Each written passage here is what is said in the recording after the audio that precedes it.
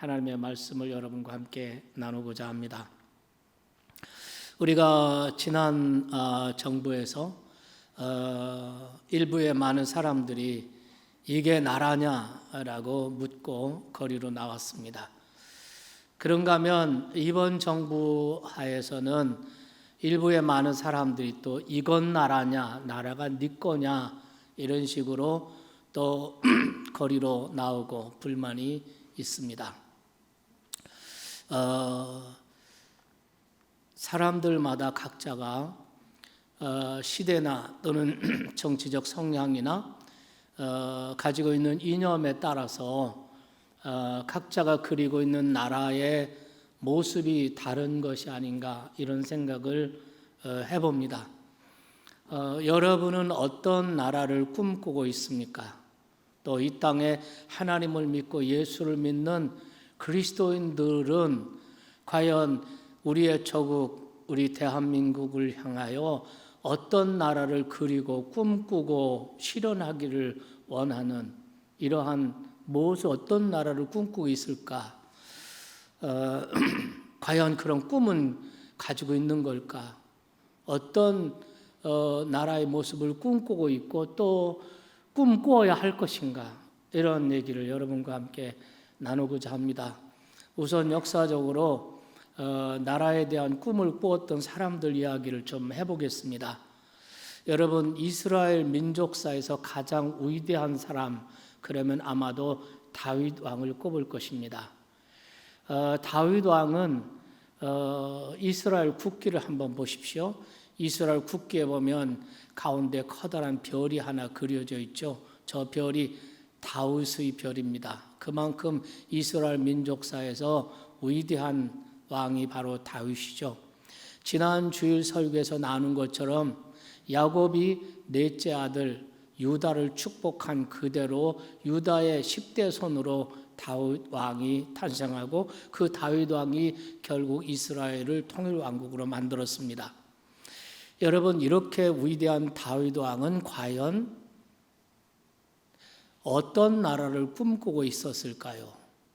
우리가 다윗에 대한 성경의 기록을 쭉 연구해 보면 다윗이 꿈꾸고 있었던 나라는 야훼 신앙, 하나님을 섬기고 하나님을 예배하고 하나님께 순종하는 이러한 여호와 신앙을 중심으로 한 통일 왕국을 꿈꾸고 있었다는 것을 알 수가 있습니다. 물론 우리가 종말론적으로 더 다윗은 자기가 꿈꾸는 그 통일 왕국 저 너머의 메시아 왕국을 바라보고 꿈을 꾸고 이랬지만 일단 그가 그 꿈꾸고 있던 나라는 여호와 신앙을 중심으로 한 12지파가 하나로 통일되는 왕국의 모습이었습니다. 그래서 그는 포용과 관용의 정책으로 12지파가 각기 분열되어 있는 그런 모든 분열의 요소를 다 없애고 결국 하나로 통합을 하게 되죠.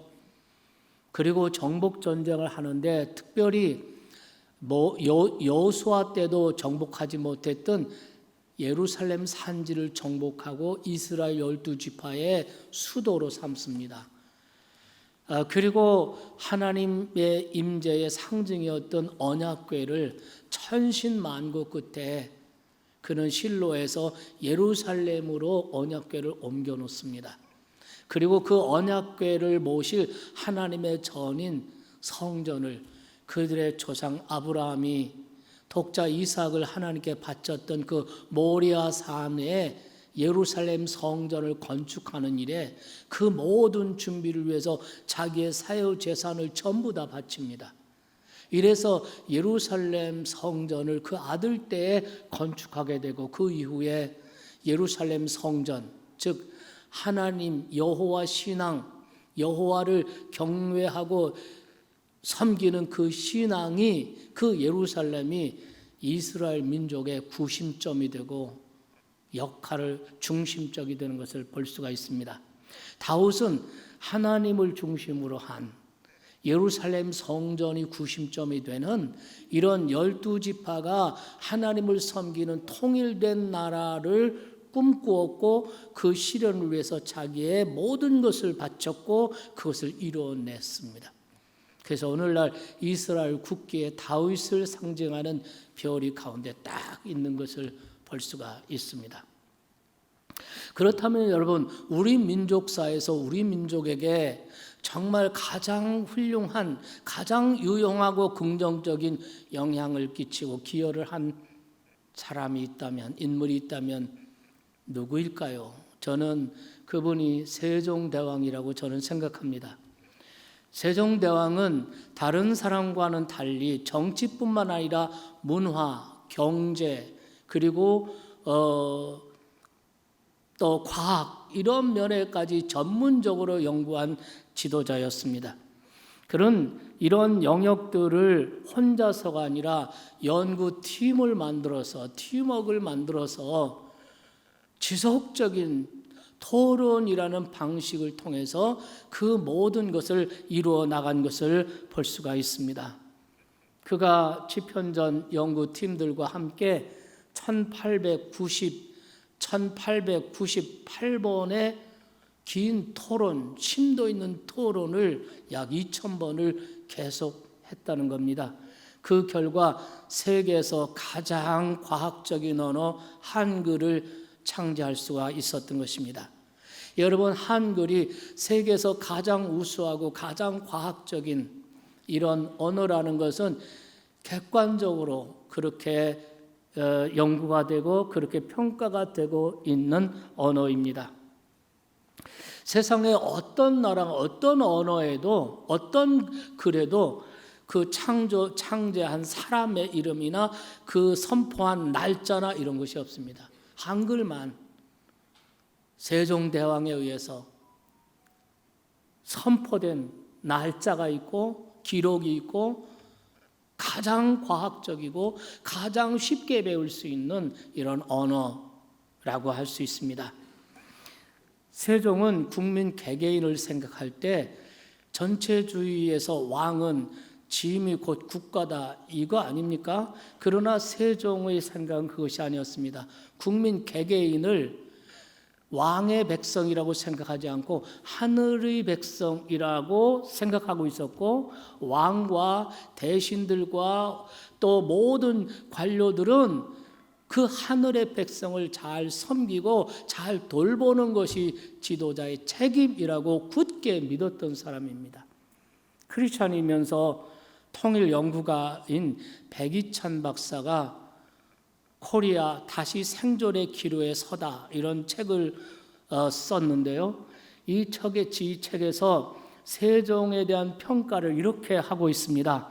두 발은 코리아에 두고 두 눈은 보편적이고 인간적인 문명을 바라보며 살아있는 하늘 백성을 위해 한 걸음 한 걸음 나아가 코리아를 태양계의 지구로 만든 지도자, 이렇게 평했습니다.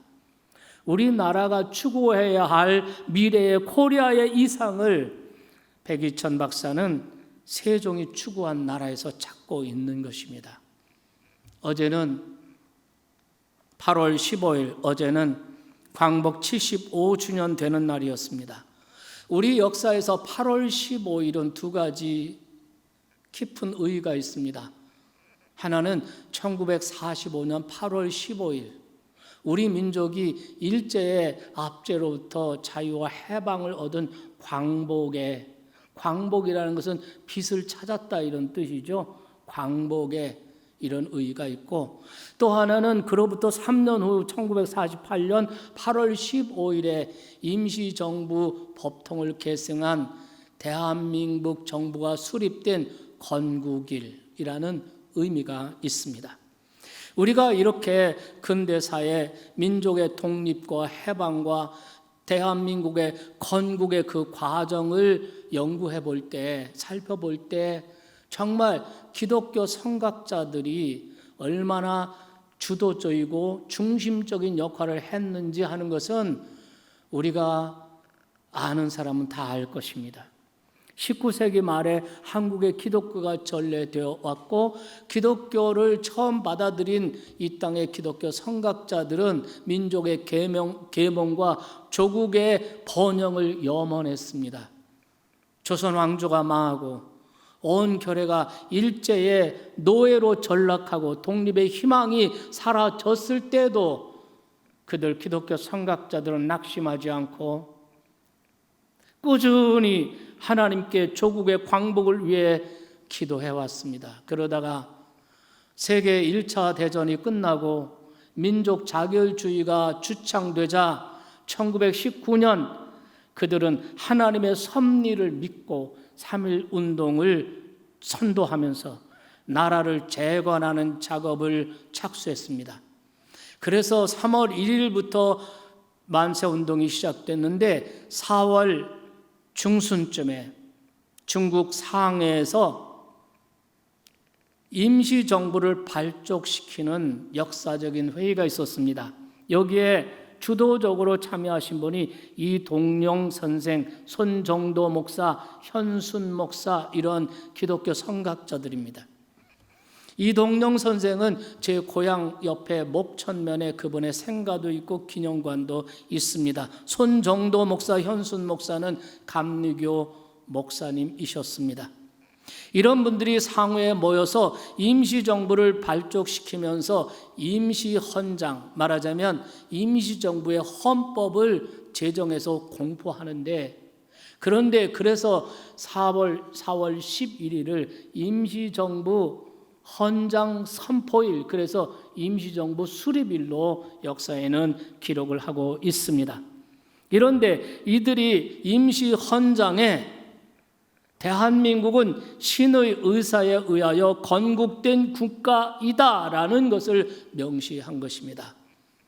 오늘날로 말하면 하나님의 뜻에 의해서 이 대한민국이 건국이 되었다라는 것을 임시헌장에 명시를 한 것입니다. 그리고 거의 비슷한 시기에 미국에서는 필라델피아에서 제1회 한인의회라는 게 모이게 됩니다. 여기에는 서재필, 이승만, 유일한 박사, 또 민찬호 목사 이런 분들이 모여서 3일 동안 제1회 한인의회라는 것을 개최하는데요. 3일 동안 기도회로 인도를 합니다. 그리고 그들은 아주 중요한 결의를 하나 합니다. 그거는 이런 겁니다. 새로 수립하는 대한민국을 아시아 최초의 기독교 민주주의 국가로 만들 것을 결의한다라고 결의를 한 것입니다. 여러분, 제가 무슨 말을 하고 있습니까? 대한민국을 건국했던 사람들, 그리고 독립과 광복을 위해서 헌신했던 이런 사람들이 꿈꾸고 있었던 나라는 어떤 나라의 모습이냐는 것입니다. 드디어 1945년 8월 15일 하나님의 은혜로 전격적으로 해방이 이루어졌습니다. 33년 만에 이승만이, 독립운동가 이승만이 조국으로 돌아왔습니다. 그해 11월 28일 날 정동교회 예배당을 방문하고 예배를 하고 성도들 앞에서 이렇게 인사를 합니다. 나는 여러분께 감사합니다. 일제의 가진 고난과 악형을 받으며 예수 그리스도의 이름을 불러온 여러분께 감사를 드리지 않을 수 없습니다. 지금 우리나라를 새로이 건설하는 데 있어서 아까 김구 주석 말씀대로 튼튼한 반석 위에 세우려는 것입니다. 오늘 여러분이 예물로 주신 이 성경 말씀을 토대로 해서 세우려는 것입니다. 부디 여러분께서도 하나님의 말씀으로 반석 삼아 의로운 나라를 세우기 위해 매진합시다. 여러분, 기독교 선각자들이 꿈꾸던 나라는 하나님의 뜻에 의해 건립된, 건국된 나라, 아시아 최초의 기독교 민주주의 국가, 하나님의 말씀으로 반석 삼은 의로운 나라, 동해물과 백두산이 마르고 닳도록 하나님이 보호하사 우리나라 만세. 이들이 그 일본의 압제와 절망의 역사 가운데서도 굴하지 않고 그들의 마음 가운데는 나라에 대한, 조국에 대한 꿈과 열정을 가지고 그것을 이뤄내고 있었다는 것입니다. 그리고 나서 3년 후에 1948년 5월 달에 우리나라 역사의 최초로 국민 직접으로 총선거를 하고 국회의원들을 뽑습니다. 그 국회의원들이 다 모여서 소위 대한민국 헌법을 제정하는 재헌국회를 엽니다. 이때 이승만 박사가 임시의장으로 선출됩니다. 그래서 나와서 개회를 선언할 때 이런 말을 합니다. 대한민국 독립민주국회 제1차 회의를 여기서 열게 된 것을 우리가 하나님께 감사해야 할 것입니다. 종교 사상이 무엇이든지 누구나 오늘을 당해 사람의 힘만으로 된 것이라고 자랑할 수 없을 것입니다.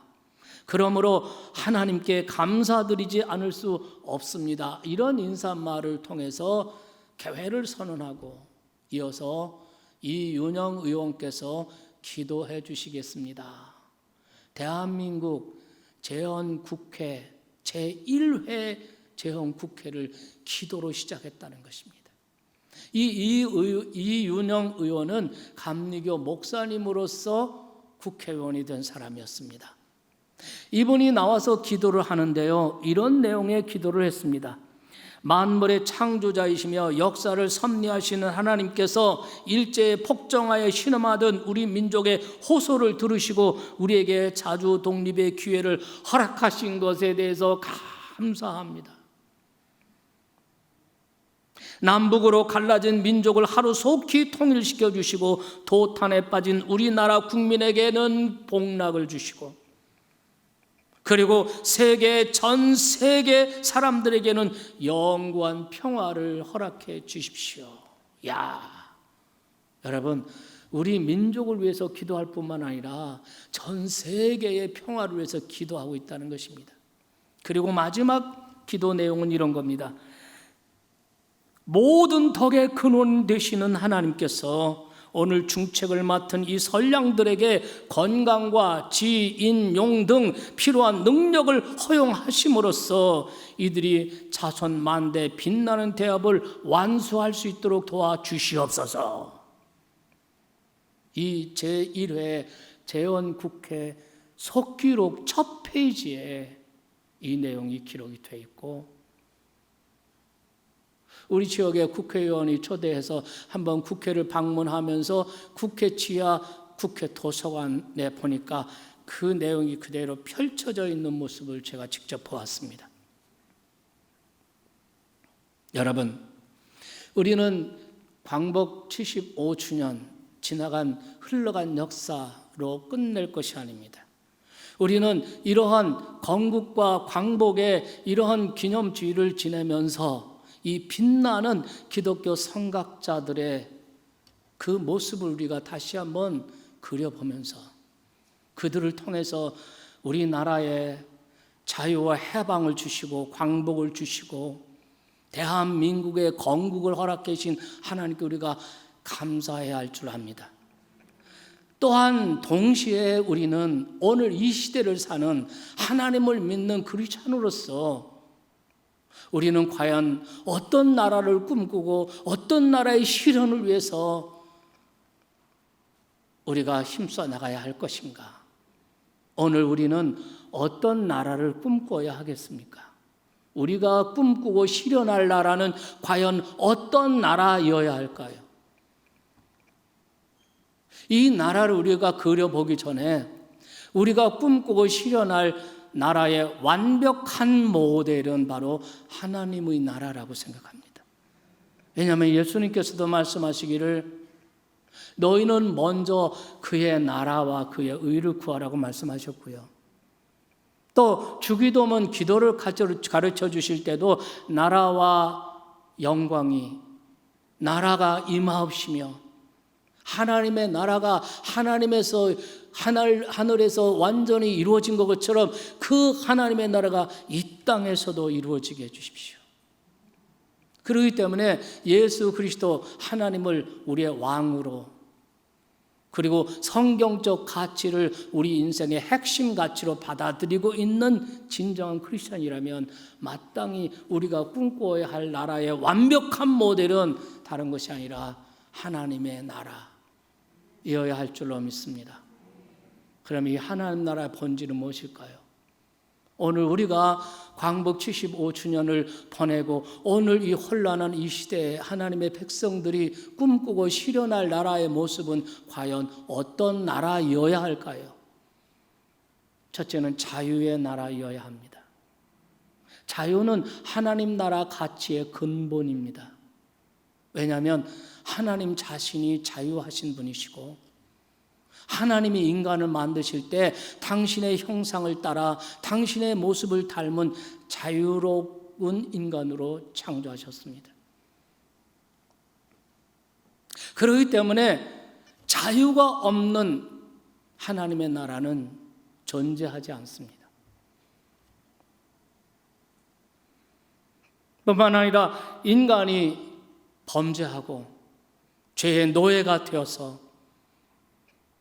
그의 자유를 상실하고 그 자유가 왜곡되고 그 자유가 더럽혀졌을 때 하나님께서는 다시 자유를 주시려고 하나밖에 없는 독생자 예수 그리스도를 십자가에 내 대신 속죄의 제물로 내주시고 우리를 죄의 노예에서 풀어 자유케 하신 분이십니다.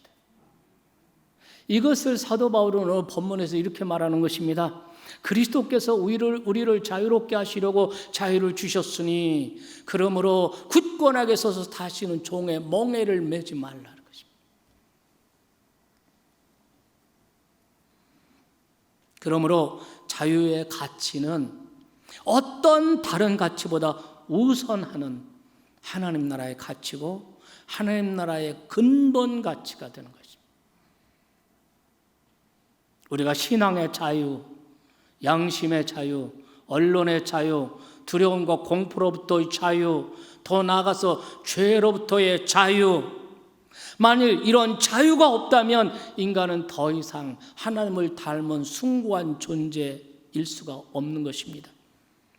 우리 민족이 과거 종의 멍에를 벗고자 일제의 항거에서 일어났던 이유도 이 자유를 지키기 위해서였고 해방 후 다시 6.25 남침의 공산화 기도에 맞서 수많은 사람들이 피를 흘리고 유엔 참전국 젊은이들까지 와서 이 땅에 피를 흘린 것도 이 자유를 지키기 위해서였음을 우리는 잊지 말아야 할 것입니다. 4.19 때 학생들이 뛰쳐나온 것도 자유당의 폭정과 횡포 부정선거로 자유가 침해되고 자유민주주의 체제가 위협받았기 때문에 그것을 지키기 위해서 학생들이 뛰쳐나와 피를 흘린 것입니다.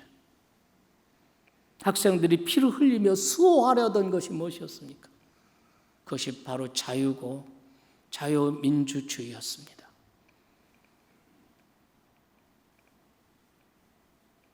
당시 이승만 대통령이 너무나도 안타까워서 서울대 부속병원에 총상을 입고 부상하고 이렇게 입원해 있는 학생들을 병문하면서 이렇게 얘기했다고 기록이 있습니다. 부정을 보고 일어서지 않는 백성은 죽은 백성이지 이 젊은 학생들은 참으로 장하다.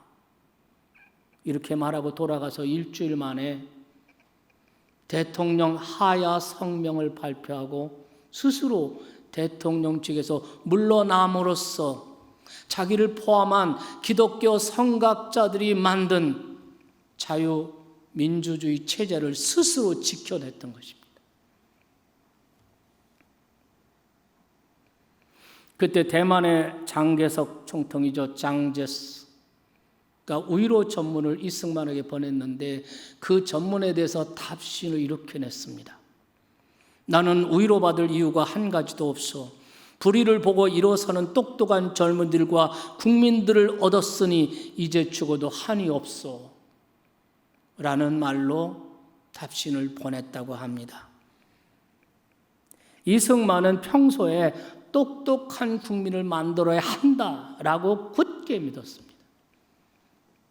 똑똑한 국민이어야 민주주의를 지킬 수 있지.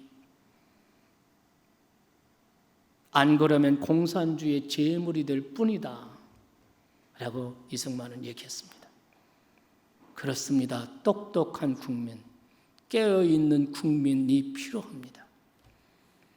어떤 경우에도 우리가 꿈꾸고 실현할 나라는, 우리가 꿈꾸고 실현할 조국 대한민국의 모습은 자유민주주의의 가치가 존중되고 실현되는 그런 나라, 자유의 마당에서 이상의 꽃을 피우고 자유에 따른 책임이 주어지는 이러한 나라여야 한다고 믿습니다. 여러분, 이런 나라의 실현을 위해서 기도하시지 않으시겠습니까? 두 번째로는 정의의 나라여야 합니다. 사도 바울은 하나님의 나라의 본질을 설명할 때 맨 처음에 강조한 것이 의라는 것입니다. 의, 공의, 정의 이런 뜻이죠. 로마서 14장 17절에 이렇게 말합니다. 하나님의 나라의 본질을 설명하는 구절입니다. 하나님의 나라는 먹고 마시는 것이 아니라 오직 성령 안에 있는 의와 평강과 희락이라 이렇게 말했어요. 하나님 나라의 본질을 의라고 본 것입니다. 정의, 공의라고 본 것입니다. 그런데 의를 시행하려 할 때 제일 먼저 부딪히는 것이 의의 기준이 무엇이냐 하는 것입니다. 일찍이 파스칼은 이런 말을 했습니다. 피레네 산맥 이쪽에서 정의인데 저쪽에 가면 불의가 된다, 이런 말을 했습니다. 이것은 정의의 주관성, 정의의 딜레마를 지적한 말이라고 생각합니다. 과연 여러분, 의의 기준이 무엇입니까? 의의 기준이 무엇일까요? 피레네 산맥 이쪽에서도 정의가, 피레네 산맥 저쪽에서 정의가 되고, 이 시대에도 정의가 되고 저 시대에서 정의가 되고, 시간과 공간을 초월해서 정의의 기준이 무엇일까? 그것이 바로 하나님의 법인 성경이라고 저는 생각합니다. 성경, 하나님의 법은 하나님의 공의가 드러난 것입니다. 하나님의 공의가 드러난 것이 하나님의 법입니다. 하나님의 법에는 하나님의 의로움, 하나님의 공의가 반영돼서 하나님의 법, 율법으로 나타나는 것입니다. 그래서 하나님께서 이스라엘 백성에게 율법을 선물하시면서 그들에게 기대하는 사회에 대해서 이런 말을 하십니다. 신명기 4장 8절 말씀입니다. 신명기 4장 8절에 보면 오늘 내가 너에게 선포하는 이 율법과 같이 그 규례와 법도가 공의로운 큰 나라가 어디 있느냐. 이 지구상에 수많은 민족, 수많은 나라가 있지만 오늘 내가 너에게 베푸는 이 율법으로, 이 규례와 이 말씀으로 가르침받고 가르치는 나라가 세상에 어디 있느냐, 이런 말이에요. 그러면서 하는 말이 공의로운 큰 나라, 공의로운 큰 나라. 율법은 의의 본질입니다. 공의의 본질입니다. 하나님의 법에는 하나님의 공의로움이 그대로 투영되어 있습니다. 그렇기 때문에 정말 의로운 나라, 정의로운 나라의 개념은 하나님의 법이 그대로 시행되는 나라.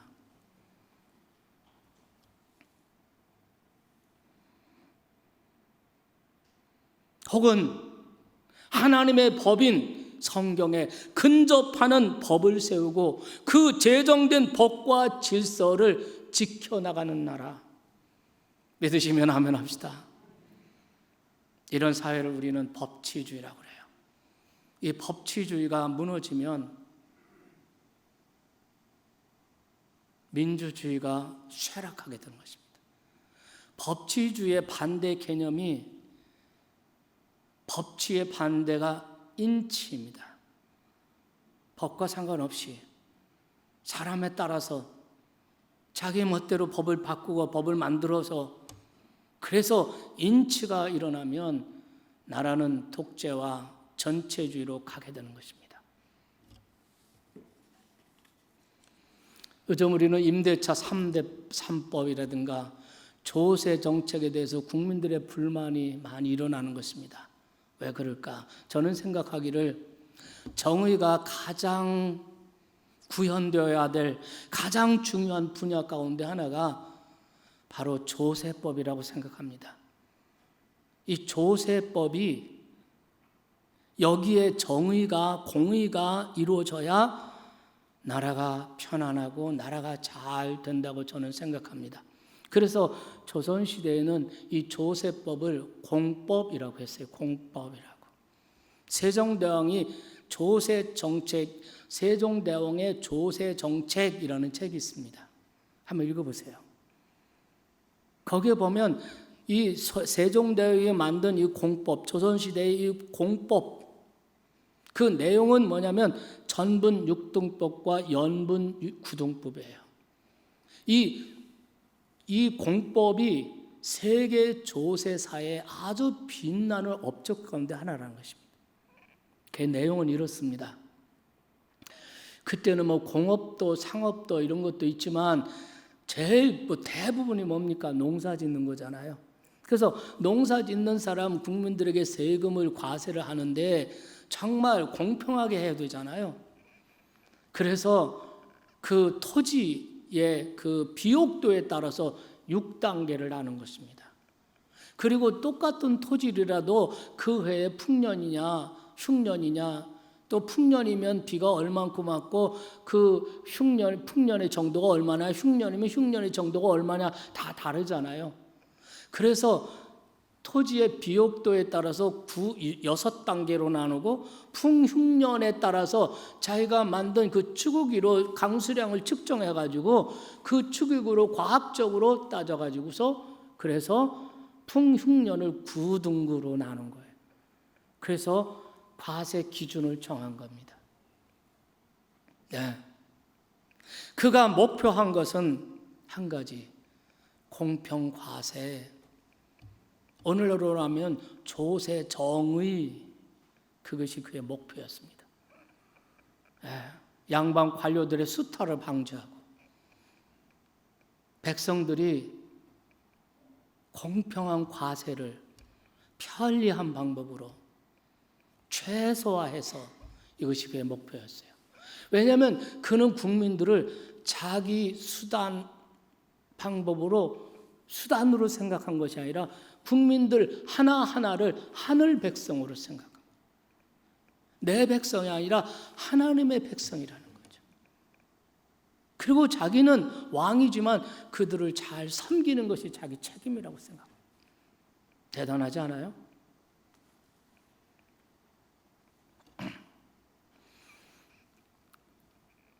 그리고 정말 더 중요한 것은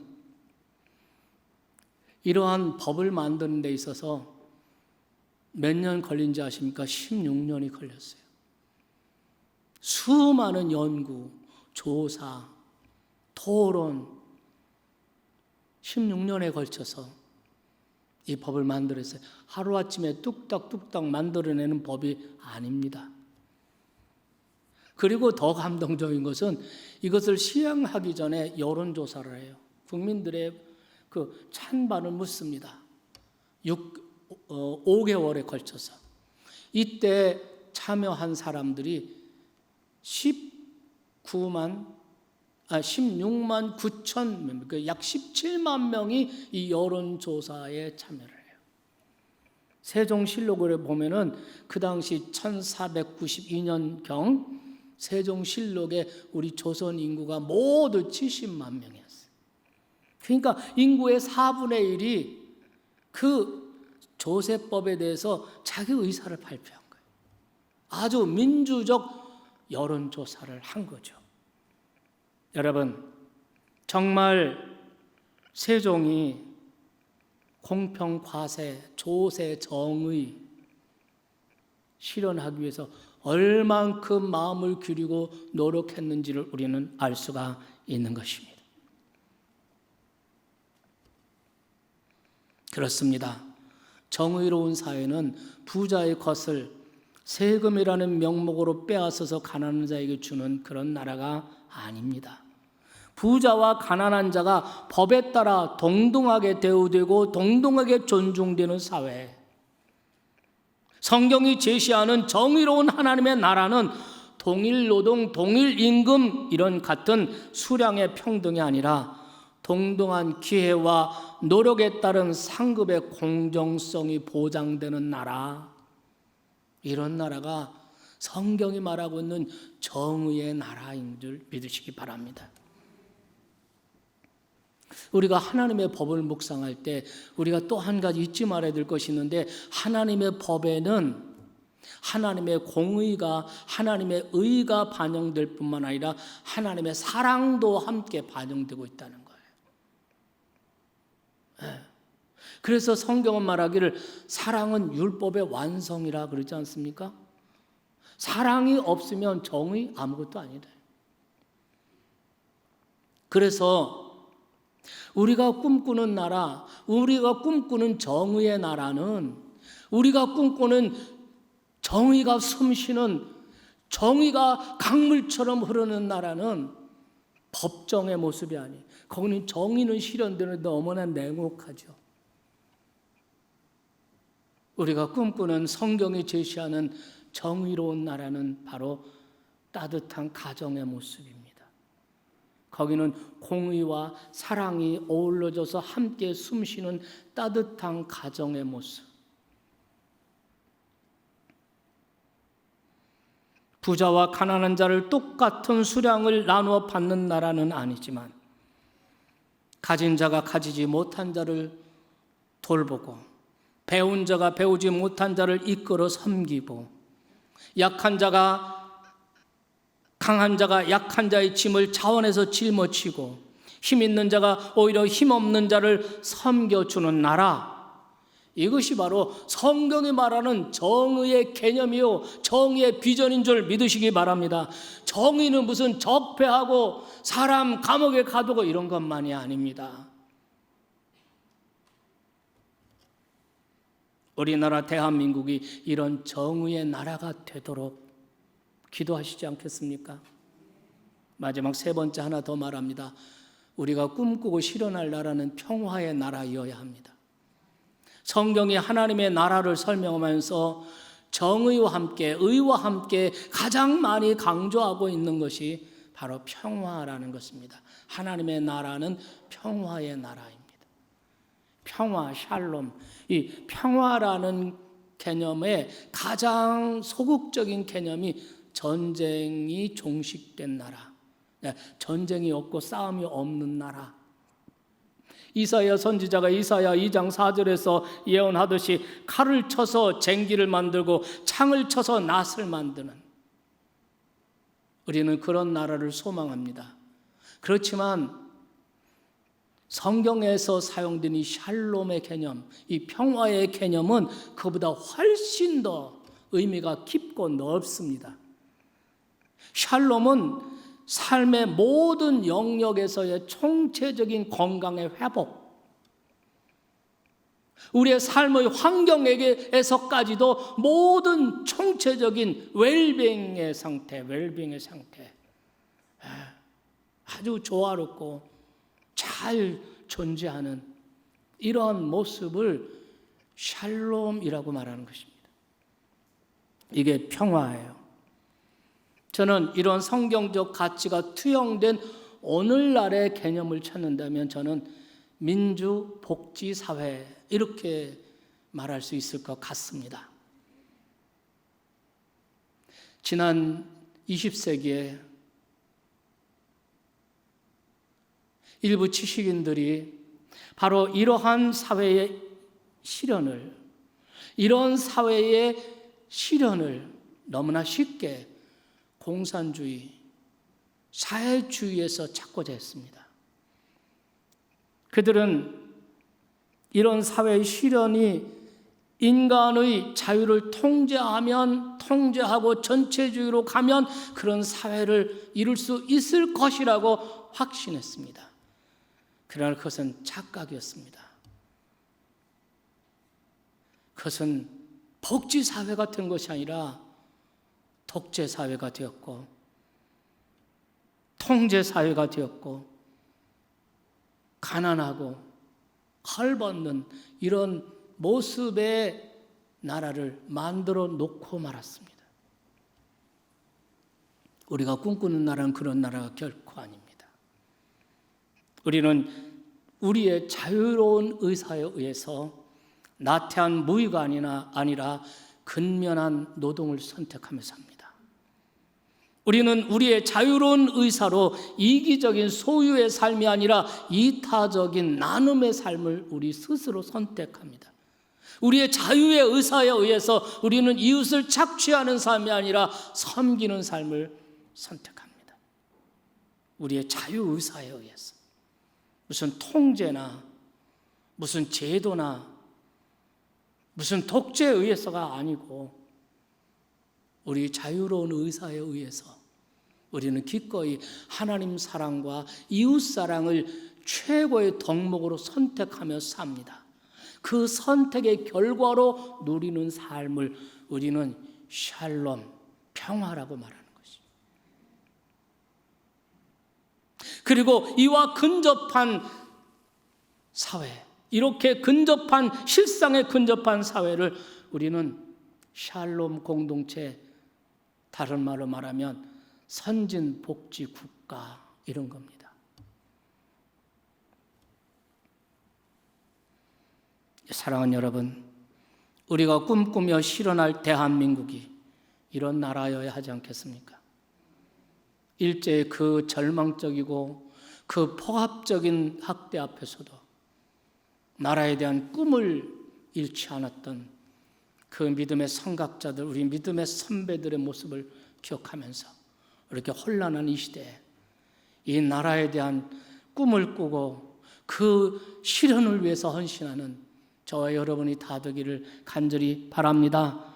불이 자유가 춤을 추고 정의가 숨쉬고 평화가 정착되는 나라, 문화가 꽃피고 실학이 꽃피는 춤추는 나라,